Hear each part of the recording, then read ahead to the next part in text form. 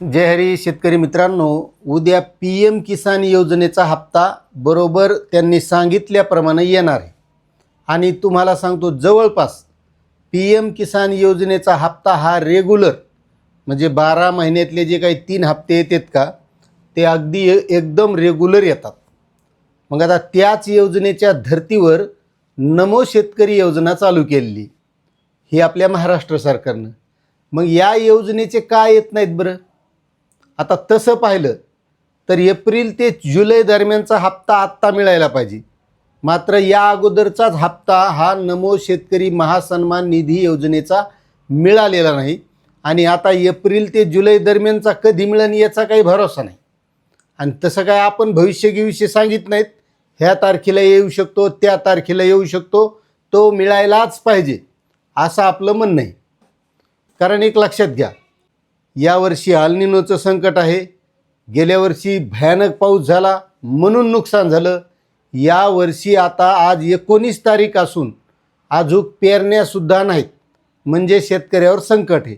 मग तुम्ही जर ही योजना शेतकऱ्यांसाठी चालू केलेली असेल आणि तुम्ही ज्यावेळेस मोठेपणानं सांगतात की हे पेरणीसाठी कामी पैसे येतात, खतासाठी कामी येतात, बियाण्यासाठी कामी येतात, मग हा हप्ता वेळेवर का दिले जात नाही? नुसते उगच आश्वासनं देऊन व्हिडिओ बनवायचं काम आपलं नाही. ह्या तारखेला येऊ शकतो आणि त्या तारखेला येऊ शकतो, तो का येत नाही हा महत्त्वाचा उद्देश आहे.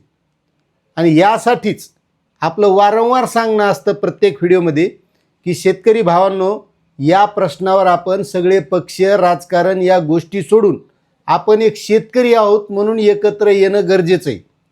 आता तुम्हाला सांगतो, सध्या ही कर्जमाफीची योजनेच्या अंमलबजावणीला सुरुवात झाली. भलत्या समित्या झाल्या.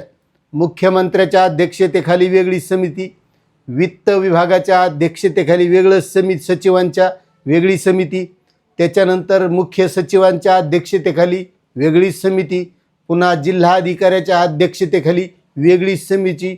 आणि त्याच्यामध्ये सांगितलं जातं की अंमलबजावणी तंतोतंत करण्यासाठी या सगळ्या समित्या आहेत. आपलं याच्यात दुमत नाही, समित्या असावं त्यानं तंतोतंत राबवा.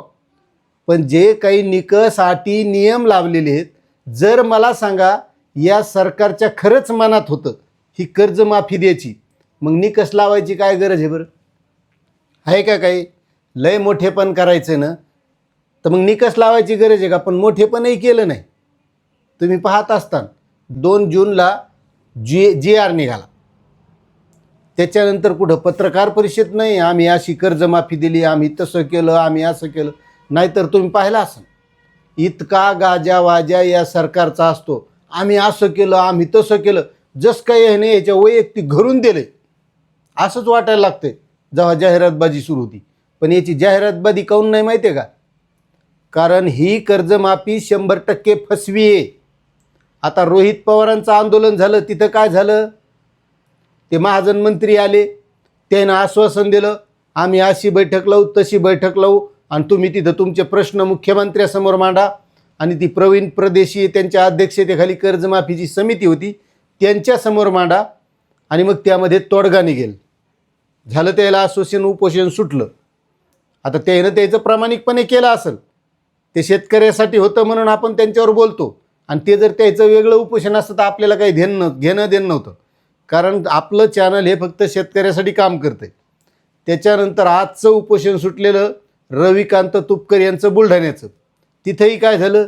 तेच महाजन मंत्री आले, त्याला ते मोदक म्हणतात बरोबर आहे, संकटमोचक. तिथं आले, त्यालाही तशीच आश्वासनं दिली की तुमची मुख्यमंत्र्यासोबत बैठक घडू आणि त्या बैठकीमध्ये चर्चा होईल. आता तुम्ही 4 दिवस थांबा, उद्या 2 सुट्ट्या आहेत, सुट्ट्या झाल्याच्या नंतर 6 दिवस पकडा आणि मग बैठक झाल्यावर त्या बैठकीमध्ये तुमचे काय प्रश्न आहेत मांडा. म्हणजे हे चाललंय काय नेमकं? जर यायला समजा खरंच हे अटी निकष न लावता शेतकऱ्यांना कर्जमाफी द्यायचीच होती तर हे लावण्याचीच गरज नव्हती, हे आंदोलनही उभे राहिले नसते. पण मुळात मुद्दा तुम्हाला स्पष्ट माझा असं सांगतो, असं मला वाटतंय की ह्या कर्जमाफीमध्ये सुद्धा पुढं जसं 2017 किंवा 2019च्या कर्जमाफीतले शेतकरी आजूकही रखडलेले 2017च्यात आहेतच, तसेच या कर्जमाफीमध्ये सुद्धा रखडू शकतात. जर याच्या मनात असतं तर ह्यांनी कसत लावले नसते. नमो शेतकरी योजनेचा हप्ता बरोबर वर्षाला 3 द्यायचे, टायमिंगला वेळेवर दिले असते का नाही दिले असते, जसे आता PM किसान योजनेचे येतात तसे. मग मला सांगा, सरकारचे जे काही धोरणं आहेत का, हेच शेतकऱ्याच्या बाबतीत कठोर आहेत. याच्या मनातच नाही, फक्त यांनी निवडणुकीच्या अगोदर आश्वासन दिलं होतं म्हणून या कर्जमाफीची घोषणा केलेली. आता ही जेव्हा पूर्ण होईल त्यावेळेस सगळ्याच्या लक्षात येईल की खरंच यांना कर्जमाफी द्यायची होती का नाही. आणि तसंच त्या नमो शेतकरी योजनेच्या हप्त्याच्या बाबतीत आहे, तो कधीच वेळेवर येत नाही, कधीही वेळ टळूनच आहे. आणि यावर्षी शेतकऱ्यावर संकट आहे, त्यामुळं शेतकऱ्यांना कर्जमाफी मिळणं गरजेचं आहे, नमोचा हप्ता मिळणं गरजेचं आहे. आणि शेतकऱ्यांचा 2025 खरीपचा जो रखडलेला पीक विमा आहे तो पीक विमासुद्धा मिळणं गरजेचं आहे. मात्र होतं आहे काय, शेतकरी नवीन आलं संकट काही किंवा नवीन काही घोषणा आली की पहिली विसरून जातो. आता हे कर्जमाफीचं आलं का, पीक विम्याचा आपल्याला विसर पडला होता. मात्र एक लक्षात घ्या, आपलं चॅनल असं आहे की आपण प्रत्येक वेळी शेतकऱ्याला त्याबाबतची जाण करून देत असतो की ह्या गोष्टीसुद्धा आपल्या राहिलेल्या आहेत. आपल्याला रिकामी आश्वासनं देता येत नाहीत की हे असं येणार आहे तसं येणार आहे. ते का येणार नाही ते यायलाच पाहिजे, हा आपला उद्देश आहे. त्यामुळं आपली माहिती जर आवडत असेल तर चॅनलला सबस्क्राईब करा आणि जास्तीत जास्त बांधवांना शेअर करा. जय जवान जय किसान.